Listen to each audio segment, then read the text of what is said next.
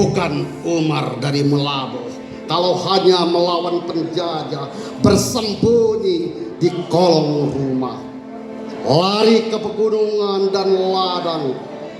Ini Umar, layaknya Umar bin Khattab, tak takut kecuali hanya pada Allah. Kalau ada yang bertanya, di mana belajar cara memimpin? Bukan hanya bangku sekolah atau di kedai kopi, namun dari dalam diri setelah banyak menerima cahaya ilahi.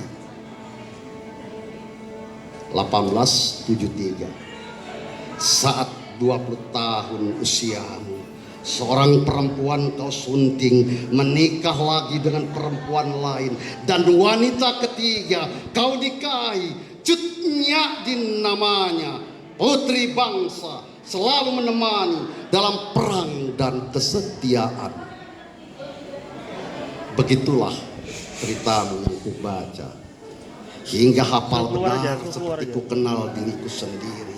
Sebagaimana detak jam menyudahi hari-hari, melepas pekan, menuju bulan dan tahun.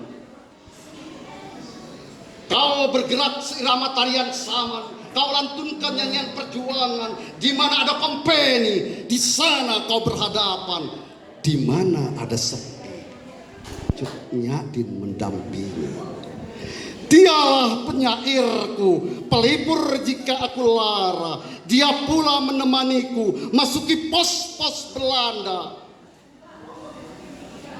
Tahun-tahun gemuruh, mesiu menabuh, genderang perang di mana-mana, sampai akhirnya kau seakan tak bisa apa-apa. Menyerah, tak. Aku menyerahkan diri cara lain untuk menipu kompeni. Maka beristihadlah, jadi serdadu Belanda untuk mendapatkan rahasia dan senjata, menjadi kelasi agar bisa dipercaya nahoda. Jadilah hamba bagi Tuan agar kelak tahu segala kelemahan kawan. Taktik itu gemilang. Kompeni percaya padamu sebagai anak jajahan yang berpihak. Kekuasaan diberi, juga tambahan 17 orang panglima dan 120 prajurit, juga seorang panglot sebagai tangan kananmu. 1884, kapal Misioro terdampar. Kapten dan awak kapal disandera Raja Tunom untuk membebaskan sandera dari tebusan $10.000 tunai. Kau diperintah untuk membebaskan, dan kau siap meski tidak mudah merebut di Soro. Selalu kau minta dibekali logistik dan senjata yang banyak agar dapat bertahan dalam jangka waktu yang lama. Apa yang terjadi kemudian?